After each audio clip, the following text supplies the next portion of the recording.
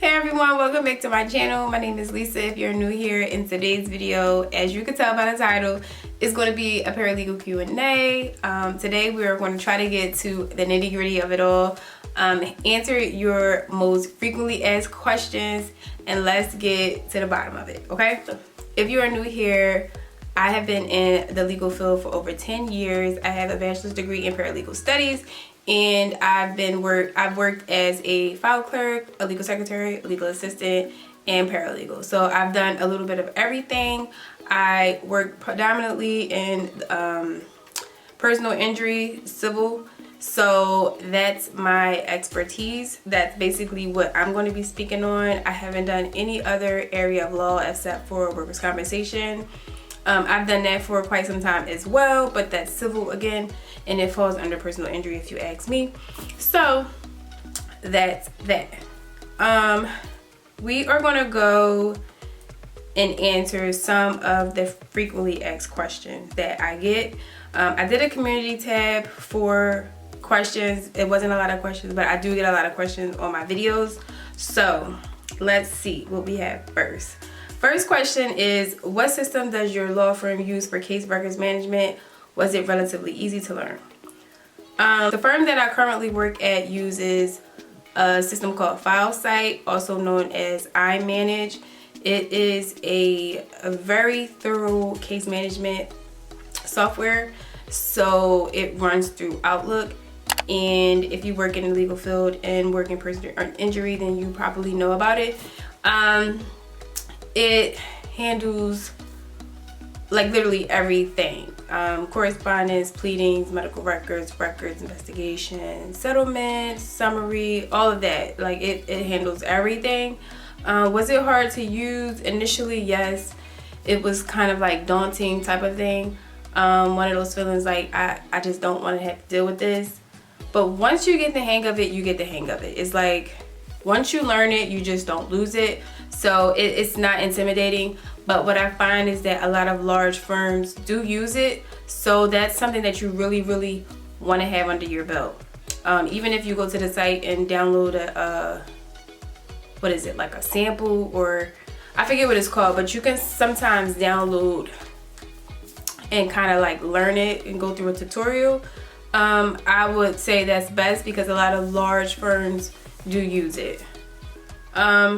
Number 2, do you still have to get a paralegal certificate to become a paralegal if you have a bachelor's in criminal justice? I would hate to have to go back to get a certificate after I graduate undergrad. No. Now, I have seen people get a paralegal job with degrees in psychology, business management, criminal justice, and not have a certificate. The certificate is really a case-by-case thing. Like, there's no roadmap to being a paralegal. So if you're confident in if you land the job type of thing, you'll do well. I don't say you need it. Just see how you do with the job search without it, and that can tell you like if you really, really need to get it. I think a lot of finding a job as a paralegal has to do with the demographic in your area. So all of that is considered, because if you live in a big city, you can sometimes land a job no matter what. What system have you created for yourself to set up a file and keep things straight? Do you use a checklist? Okay, so the firm that I work at, I don't have to set the file up. The legal assistant does the setting up the file. Once I get the file, what I do is things that I could bill for. So I'll divvy up the initial file materials because I can bill for that. I also will, what I use to keep everything straight as far as like the timeline of litigation, I use reminders on Outlook.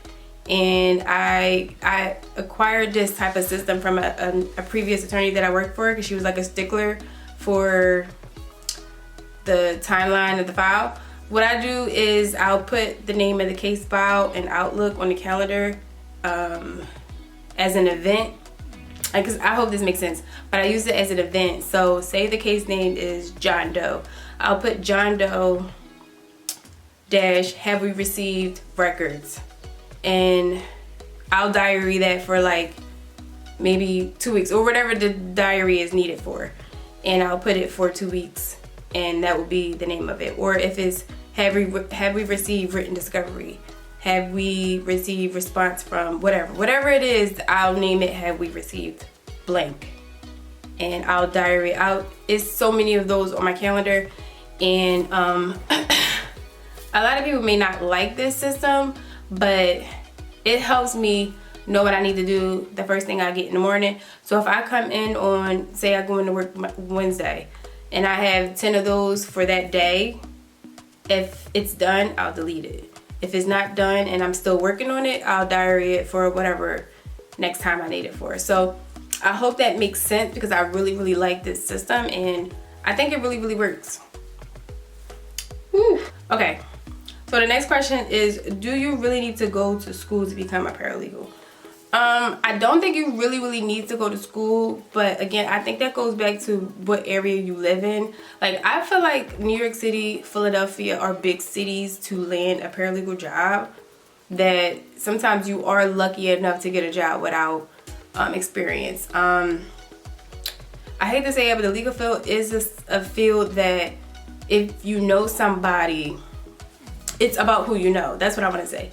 It's about who you know. So if you know someone in the field that can help you, you can get recommended or something without experience. But the experience does help. I'll say it does help for the money, all that stuff. There's so many different things that are many different factors in salary too. So I would say you do need to go to school, because you need to learn, you need to know the terminology right off the bat. There's another video I did about that. Like, sometimes they really do want you to hit the ground running when you come into a law firm. They're not ready to train you. My most recent jobs have been hitting the ground running. Nobody trained me. And if I didn't have that experience, I wouldn't have done well, because there's certain things that people just don't want to help you in the legal field. And I think that is just across the board, honestly, because it's a busy environment. People just don't have time. You may find someone who's really willing to help, but there's not going to be a lot of time put into that. The next one is, do you have a video on how to keep your resume in top-notch shape, etc.? I love one if you don't. I don't have a video about that. I want to do a video in regards to the resume.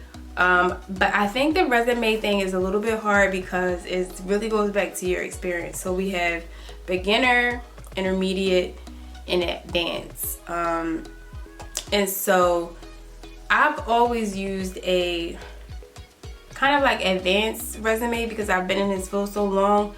That's the structure that I use. So I'll leave a link down below on the resume that I use from Etsy. There's a young lady on Etsy that has literally paralegal resumes. And so it's experience. I think it has the objective, experience, and the education. And that's just the structure that I use, and it's done phenomenal for me. Yeah, I'll leave a link down below. I can't show you guys my actual resume, but okay, you guys, so for the most frequently asked question is for salary. Salary really varies. I hate to say it, but it truly does. It varies on experience, it varies on location, and it varies on the job itself. So, and also the field of law as well. I noticed that jobs in the contract area pay a lot more, and also I think immigration is another one that is pretty well paid, but they really are very hard to find sometimes, at least in the Philadelphia area. Philadelphia is very close to me. That's where I've always worked, in Philadelphia. I'm in Delaware now, but I've always worked in Philadelphia, and it's a really nice size city that has a nice size of jobs for paralegals, because there's tons of law firms. So what I did was search the salary for paralegals, and what I see is that the lowest paid salary for a paralegal is $35,000 And the highest paid paralegal is $76,000. As high as $120,000. Yes, corporate paralegals are another one that are really paid well. So the salary definitely varies. So the more experience, the more money, the location, and the field of law are all the three factors that I would say depend on the salary. So walking in, I would say it's very, very slim chance to be getting very high salary. That's just my opinion. But that doesn't mean that it's not possible. So if I click on this,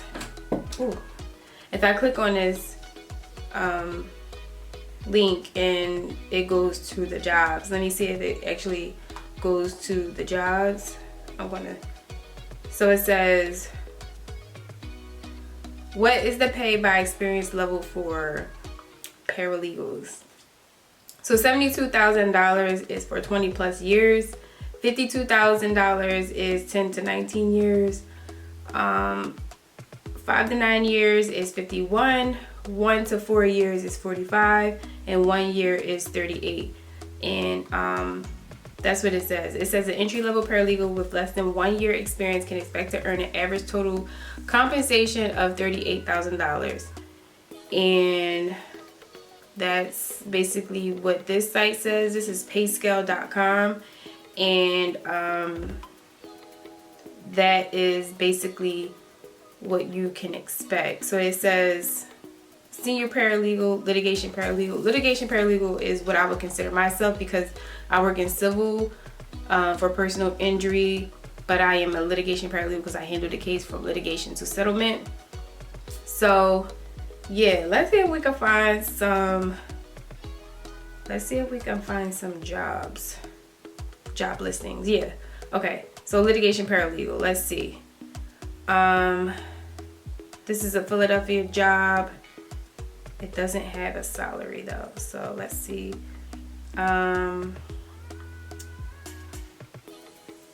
Legal specialist, let's see. No,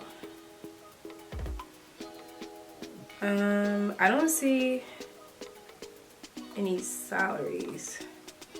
Okay, so we have, thought I saw entry level.